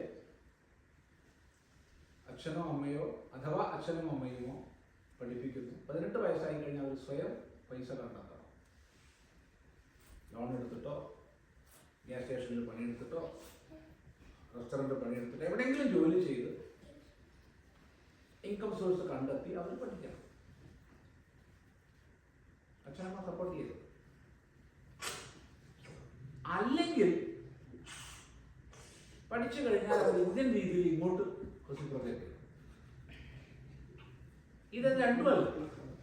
അങ്ങോട്ട് ഇന്ത്യൻ രീതി, ഇങ്ങോട്ട് അമേരിക്കൻ രീതി എന്ന് പറഞ്ഞാൽ നടക്കും. ഏതെങ്കിലും ഒന്നായിരിക്കും. ശരിയല്ലേ പറഞ്ഞത്? ചിലാന്റെ വ്യവസായം മഹാദുഷ്ടനാണെന്ന് നിങ്ങൾ പറയും, ക്രൂരനാണെന്ന് പറയും. നിങ്ങൾ എന്ത് പറഞ്ഞാലും എനിക്കൊന്നുമില്ല. എനിക്കെല്ലാവരും മക്കൾ തന്നെയാണ്. പക്ഷേ ഔരസപുത്രന്മാരൊന്നുമില്ല. മനസ്സിലായി? അപ്പൊ അവിടെ ഇങ്ങോട്ട് അവിടുന്ന് ഇങ്ങോട്ടൊക്കെ ഇല്ലെങ്കിൽ അങ്ങോട്ട് അഭിനയിക്കണം.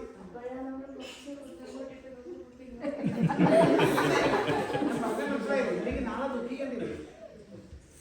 ഇത് മനസ്സിലാക്കിയാൽ നാളെ ദുഃഖിക്കണ്ട. ദുഃഖത്തോടു കൂടി ഒരു അമ്മ പറഞ്ഞ സംഭവം പറഞ്ഞാണ് എന്നോട് നേരിട്ട്. ഈ യാത്ര കഴിഞ്ഞ യാത്രയിലാണ്, ഈ യാത്ര അവര് ഒരു ഓർത്തോ സർജനാണ് അദ്ദേഹം. ഇവര് ഗൈനക്കോളജി സർജനാണ്. 2 സർജന്മാരാണ്. 1980 കാലഘട്ടത്തിൽ അമേരിക്കയിലേക്ക് വന്നു. 80 കാലഘട്ടം. അത് കഴിഞ്ഞു. വളരെ ചെറുപ്പത്തിലാവും, വളരെ ചെറുപ്പത്തിൽ. പോസ്റ്റ് ഗ്രാജുവേഷൻ കഴിഞ്ഞു ഉടനെ വന്നു. പിന്നെ ഇവിടുന്ന് ബാക്കി കുറെ കൂടി പഠിച്ചു.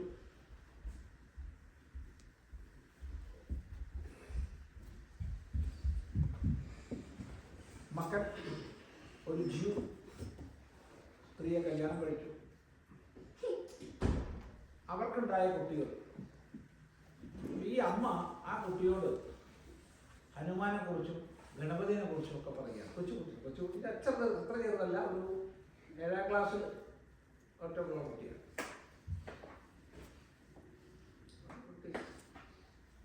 അച്ഛമ്മയോട് ഷൗട്ട് ചെയ്തു, I am a Jew, but business you have to speak about monkey god. I'm a Jew. Don't enter into my privacy. ഈ അമ്മയ്ക്ക് വിഷമായി. ആ വിഷമം എന്നോട് ഷെയർ ചെയ്തു. നമ്മളോട് വിഷമിക്കരുത്. വിഷമിക്കുന്നതിൽ അർത്ഥമില്ല. നിങ്ങളാ പരാജയപ്പെട്ട. ആ കുട്ടി നല്ലതാണ്. ആ കുട്ടി തുറന്നു പറഞ്ഞു. നിങ്ങളാണ് ആ കുട്ടിയോട് എക്സ്പെക്ട് ചെയ്തത്. പാടില്ല. അതാണ് അമേരിക്കൻ സ്റ്റാൻഡേർഡ്. ഇതല്ല. രണ്ടും കൂടി ശരിയാണ്. ഏതെങ്കിലും ഒന്നേ പറ്റും. അതുകൊണ്ടാണ് നിങ്ങൾ എന്ത് ക്രൂരെന്നോ ദുഷ്ടമെന്നോ പറഞ്ഞാൽ എനിക്കൊരു പ്രശ്നമില്ല. ഒന്നുകിൽ അങ്ങോട്ടും ഇങ്ങോട്ടും ഇന്ത്യൻ, അല്ലെങ്കിൽ അങ്ങോട്ടും ഇങ്ങോട്ടും അമേരിക്കൻ. ശരിയോ തെറ്റോ? നേരത്തെ ഇത് പറഞ്ഞിട്ടുണ്ടായിരുന്നു. നത്തും പോകുന്നതും വല്ലാത്ത രീതി വളർത്തണമെന്ന് സ്വാമി നേരത്തെ ഒരു ദിവസത്തിൽ പറഞ്ഞിട്ടുണ്ട്. നത്തും പോകുന്നതും വല്ലാത്ത രീതി വളർത്തണം. ഏതെങ്കിലും ഒന്നാവണം. ഒന്നുകിൽ നത്ത അല്ലെങ്കിൽ പോകും. അതിന് കൊച്ചു നാളുകൾക്ക് ഏറ്റവും പ്രധാനം ഗർഭത്തിലിരിക്കുന്ന സമയം. ആ സമയത്താണ് സംസ്കാരം പകർന്നു നൽകുന്നത്. അത് കഴിഞ്ഞാൽ ഒരു 5 വയസ്സ് വരെയുള്ള പ്രായം. ആ സമയത്ത് ശരിയായ സംസ്കാരം കൊടുക്കാൻ കഴിഞ്ഞോ ഒരു പ്രശ്നമുണ്ട്. മക്കൾ കളിച്ചോളൂ. You can go and play. You can go and play. Go downstairs. There's nothing wrong. Go downstairs. Yes. Go and play. പുറത്തു കളിക്കാം. You can leave them.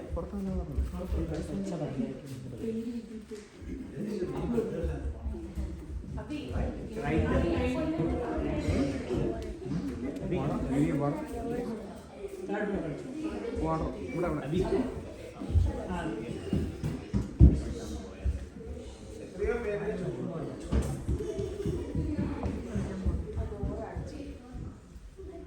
ഗർഭിണിയാണെന്ന് അറിഞ്ഞാൽ സഹസ്രനാമങ്ങളൊക്കെ ചിട്ടയോടുകൂടി പാരായണം ചെയ്തു. കൊച്ചുകുട്ടിയാവുമ്പോൾ കഥകൾ പറഞ്ഞു കൊടുത്തു. അങ്ങനെ വളർത്തുന്ന അമ്മമാരുണ്ട്. അപ്പൊ ഇന്ത്യൻ സ്റ്റാൻഡേർഡായി. വേണ്ടെന്നല്ല പറഞ്ഞത്, ഞാൻ പറഞ്ഞത് ഏതെങ്കിലും ഒന്നായിരിക്കണം, അല്ലെങ്കിൽ നാളെ പിടിക്കേണ്ടില്ല. അല്ലാണ്ട് ഇന്ത്യൻ നിലവാരത്തിൽ അങ്ങോട്ട് കാണണം, അമേരിക്കൻ നിലവാരത്തിൽ ഇങ്ങോട്ട് കാണാന്ന് പറഞ്ഞാൽ നാളെ നിങ്ങൾക്ക് ദുഃഖം ചിന്തിക്കും, ഇത്രയും കാലം ഞാൻ ഇവർക്ക് വേണ്ടിയാണല്ലോ.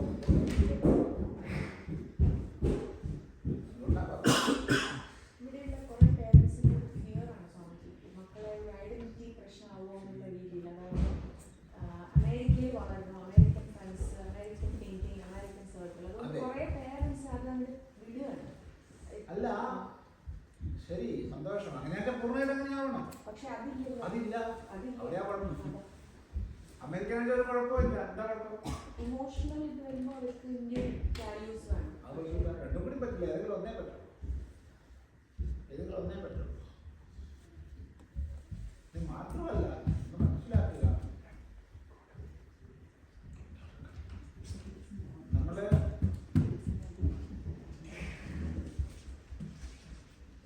ലോകങ്ങളുടെ ഇന്നത്തെ പോക്ക് ശരിക്കും നിരീക്ഷിക്കും.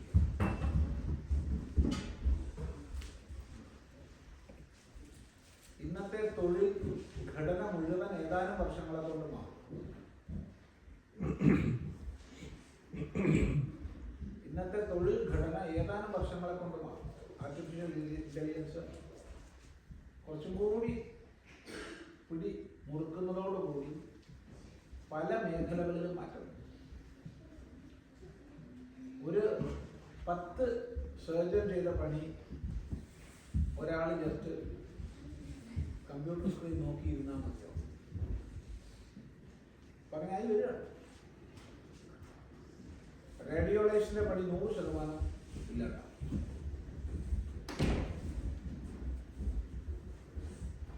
രോഗനിർണയത്തിൽ ജനറൽ മെഡിസിന്റെ ആൾക്കാരുടെ ജോലി ഏകദേശം ഇല്ലാണ്ടാവും. ഇന്നത്തെ IT മേഖലയിൽ ഏറ്റവും അധികമുള്ള കോൾ സെന്റേഴ്സ് ഇല്ലാണ്ടാവും. IT-യിൽ ഏറ്റവും അധികം ജോലികൾ നടക്കുന്നത് ഇപ്പോൾ കോൾ സെന്റേഴ്സിലാണെന്ന് നമുക്കറിയാം. അങ്ങനെ കോൺസെപ്റ്റ് ഉണ്ടാവും, ഇത് ആവശ്യമില്ല. ഇങ്ങനെ നോക്കിക്കഴിഞ്ഞാൽ ഇന്നത്തെ തൊഴിൽ ഘടന മുഴുവൻ അധികം വൈകാണ്. ഇപ്പോൾ വരുമാനത്തിൽ മാറ്റം വന്നു, സമ്പദ്ഘടനയിൽ മാറ്റം വന്നു. ഇന്നില്ലാത്ത റേസിസം പൊന്തി വരും. ശരിയല്ലേ? ഞങ്ങളുടെ ലാൻഡാണത്. സത്യത്തിൽ അമേരിക്ക ആരുടെ ലാൻഡല്ല, അമേരിക്ക ഇൻഡിജീനസ് നേറ്റീവ്സിന്റെ ലാൻഡാണ്. അവിടെ മുഴുവൻ വേറെ അറുത്തിട്ടാണ് യൂറോപ്യൻസ് കോളനി സ്ഥാപിച്ചത്. പക്ഷേ അവരിപ്പോൾ പറഞ്ഞപ്പോൾ ഞങ്ങളുടെ റൈറ്റിൻ്റെയാണ് റേസിസം. നമ്മുടെ കുട്ടികൾക്ക് ഭാവിയിൽ മക്കൾ നെക്സ്റ്റ് ജനറേഷൻ വലിയ പ്രശ്നമില്ല. അവരടുത്താവുമ്പോഴത്തേക്ക് അവർ വേരുകൾ അറ്റുപോയാൽ പ്രശ്നമാണ്. ഏത് പ്രതിസന്ധി അഭിമുഖീകരിക്കാൻ കഴിയുന്ന തൻ്റെയോടത്തോടു കൂടി നമ്മുടെ കുട്ടികൾ വരണം. നമുക്ക് പ്രതിസന്ധി അഭിമുഖീകരിക്കാനുള്ള കഴിവ് നഷ്ടപ്പെടരുത്. പൊതുവെ നമ്മൾ വലിയ ശക്തന്മാരാണ്. Someone's at the front doorbell. അല്ല, ഇപ്പൊ നിങ്ങളിവിടെ ഒരു കുറച്ച് കൊല്ലങ്ങൾ, 10-15 കൊല്ലമായിട്ട് ഇങ്ങോട്ട് വന്ന് താമസിച്ചവർ അത് ശരീരം സ്ട്രോങ് ആയി. അവർക്ക് ഏത് കോളം വന്നാലും അലർജി ഒന്നും ഉണ്ടാവില്ല. അല്ലാത്തവരാകുമ്പോഴത്തേക്ക് അവിടെ എങ്ങാണ്ടൊരു പൂ കൂട്ടാൻ അല്ലേ? ഇത് വെറും അലർജിന്റെ വിഷയത്തിൽ മാത്രമല്ല, നല്ല തൊലിക്കട്ടിയുള്ള വർഗ്ഗമാണ് ഭാരതീയരും ആഫ്രിക്കക്കാരും. അത് നിലനിർത്തിയാലേ നാളെ നമുക്ക് ജീവിക്കാൻ പറ്റും. അതിന്റെ അർത്ഥം മനസ്സിലാക്കുക, വാക്ക് നല്ല അർത്ഥം. അതുകൊണ്ട് കുട്ടികളെ നല്ല കരുത്തോടു കൂടി വളർത്താം.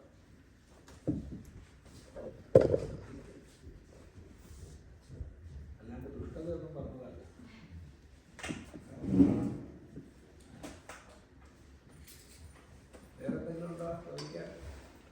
സ്വാമിജിക്ക് ഏറ്റവും ഇഷ്ടമുള്ള ബുക്ക് ഏതാ? പുസ്തകോ? ആ, അയ്യോ, അതൊരു വല്ലാത്ത കേൾവിയാ. അങ്ങനെ പ്രത്യേകിച്ച് ഇഷ്ടമുണ്ടോ? അതെ, സ്വാമിജി എപ്പോഴും ഒരു വായിക്കണമെന്ന് തോന്നിയാൽ അല്ലെങ്കിൽ എന്തെങ്കിലും വന്നാൽ അത് റെഫർ ചെയ്യണമെന്ന് തോന്നിക്കഴിഞ്ഞാൽ, അയ്യോ, അങ്ങനെ ചോദിച്ചാൽ വലിയ ഗ്രന്ഥമായാലും ബുക്കായാലും. അങ്ങനെ ചോദിച്ചാൽ വലിയ വിഷമം. എളുപ്പമുള്ള ചോദ്യം വിചാരിച്ചിട്ട് പൊതുവെ വായന വളരെ കുറവാണ്. വായന വളരെ കുറവാണ്. ക്ലാസ് എടുക്കേണ്ടപ്പോ ശങ്കരഭാഷ എടുക്കേണ്ടപ്പോ ശങ്കരഭാഷ മുമ്പിൽ വയ്ക്കും, രാമായണം എടുക്കേണ്ടപ്പോ രാമായണം മുമ്പിൽ വയ്ക്കും, ഭാരതം എടുക്കേണ്ടപ്പോ ഭാരതം മുമ്പിൽ വയ്ക്കും. അല്ലാണ്ടുള്ള വായന വളരെ വളരെ വളരെ കുറവാണ്. പിന്നെ എവിടുന്നെങ്കിലും കഷ്ണം പോയി കിട്ടിയാൽ വായിക്കുന്നല്ലാതെ അല്ലാണ്ട് വായനയ്ക്ക് സമയം ഉണ്ടാവാറില്ല. സ്വാമിജി സനാതന ധർമ്മം ഒന്ന് വ്യക്തമാക്കി തരും കുറച്ചുകൂടി. സനാതന ധർമ്മം എന്ന് പറഞ്ഞാൽ ആദ്യം ധർമ്മമാണ് വ്യക്തമാവുന്നത്. എന്താണ് ധർമ്മം? ധർമ്മം എന്ന് പറഞ്ഞാൽ വാക്കിന്റെ അർത്ഥം ധാര്യതേ അനേന സർവം. ഇത് ധർമ്മം. എല്ലാം എന്തിനാലാണോ ധരിക്കപ്പെടുന്നത് അതാണ്. എല്ലാം ചേർത്ത് കോർത്ത് ധരിക്കപ്പെടുന്നത് എന്തിനാലാണോ അതാണ് ധർമ്മം. എങ്ങനെ മനസ്സിലാക്കും? നമുക്ക് ചിന്തിക്കാൻ കഴിയുന്നതിൽ ഏറ്റവും സൂക്ഷ്മമായ ഒരു തലം മുതൽ ആരംഭിക്കും. ആറ്റം മുതൽക്കോ അല്ലെങ്കിൽ സബറ്റോമിക് പാർട്ടിക്കിൾ മുതൽക്കോ ആരംഭിക്കുക. വ്യാപ്തി എത്ര വരെ ആവാം അറിയില്ല. പ്രപഞ്ചത്തോളം. പ്രപഞ്ചത്തിന്റെ പരിധി നമുക്ക് ആർക്കും അറിയില്ല. ലളിതാ സഹസ്രനാമം പാരായണം ചെയ്യുന്നവരുണ്ടെങ്കിൽ അവർക്കറിയാം അനേക കോടി ബ്രഹ്മാണ്ട ജനം. ശിവസഹസ്രനാമം ജപിക്കുന്നവരുണ്ടെങ്കിൽ അവർക്കറിയാം അനന്ത കോടി ബ്രഹ്മാണ്ട നായക. അനന്ത കോടി ബ്രഹ്മാണ്ടം. ഒരു ബ്രഹ്മാണ്ടത്തിൽ എത്രമാത്രം നക്ഷത്ര സമൂഹങ്ങളുണ്ടെന്ന് നമുക്കറിയില്ല.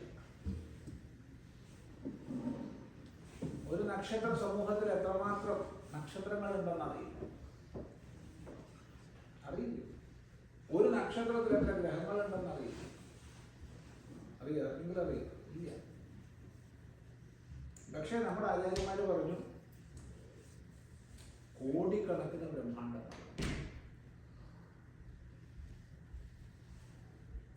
നമ്മളൊക്കെ ഇരിക്കുന്നതിൽ ഭൂരിഭാഗം പേരും ചെറിയ കുട്ടിയായപ്പോൾ നമ്മൾ യൂണിവേഴ്സിനാണ് പഠിച്ചു. ഇന്നിപ്പോ കുട്ടികൾ മൾട്ടിവേഴ്സിനെ കുറിച്ചാണ് പഠിക്കുന്നത്. അനേക കോടി ബ്രഹ്മാണ്ടം, അനന്തകോടി ബ്രഹ്മാണ്ടം. ഇപ്പൊ സബറ്റോമിക് പാർട്ടിക്കിൾ മുതൽ ഈ പ്രപഞ്ചം മുഴുവൻ വരെ എല്ലാം ഒരു വ്യവസ്ഥയാൽ ചേർത്ത് കോർത്ത് ധരിക്കപ്പെടുന്നു. ആ വ്യവസ്ഥയ്ക്കാണ് ശാസ്ത്രീയമായിട്ട് ധർമ്മം എന്ന് പറയുന്നത്. പ്രപഞ്ച വ്യവസ്ഥ അല്ലെങ്കിൽ പ്രപഞ്ച താളം. അത് സനാതനമാണ്, ഒരിക്കലും നശിക്കാത്തതാണ്. ആ താളത്തെ മനസ്സിലാക്കി നമ്മൾ ജീവിതം നയിക്കുന്നതാണ് സനാതന ധർമ്മത്തിനനുസരിച്ച് ജീവിതം. താളം തെറ്റിയ ഒക്കെ അവതാളം. ഇപ്പൊ താളം നമുക്കറിയുന്ന എല്ലായിടത്തും താളമാണ്. എന്ത് വേണ്ടെടുത്തു? ഒരു ആറ്റത്തിലെ ഇലക്ട്രോണുകളുടെ സഞ്ചാരത്തിന് താളമുണ്ട്. മോളിക്യൂൾസ് പരസ്പരം ഒരു ഗ്യാഷ്യസ് ഫോമിലോ ലിക്വിഡ് ഫോമിലോ സോളിഡ് ഫോമിലോ നിൽക്കുകയാണെങ്കിൽ അതിനൊരു താളമുണ്ട്. അഗ്നി ജ്വലിക്കുന്നതിന് താളമുണ്ട്, വെള്ളം ഒഴുകുന്നതിന് താളമുണ്ട്, വായു വീശുന്നതിന് താളമുണ്ട്, ഒരു പൂമൊട്ട് വിടരുന്നതിന് താളമുണ്ട്, കുഞ്ഞ് കരയുന്നതിനും ചിരിക്കുന്നതിനും താളമുണ്ട്. എല്ലാത്തിനും നമ്മൾ ഈ താളത്തിനുള്ളിലാണ്. അതിനനുസരിച്ച് ജീവിക്കണം. ഇപ്പൊ ചെറിയ ഉദാഹരണം പറഞ്ഞാൽ ഈ ഒരു യൂണിവേഴ്സൽ ക്ലോക്ക്, പ്രപഞ്ച ഘടികാരത്തെ മാറ്റാൻ നമുക്ക് കഴിയോ? ഇല്ല. അപ്പൊ നമ്മുടെ ജീവിതം അതിനനുസരിച്ചായിരിക്കണം. ഇപ്പൊ സൂര്യോദയം സൂര്യാസ്തമയം,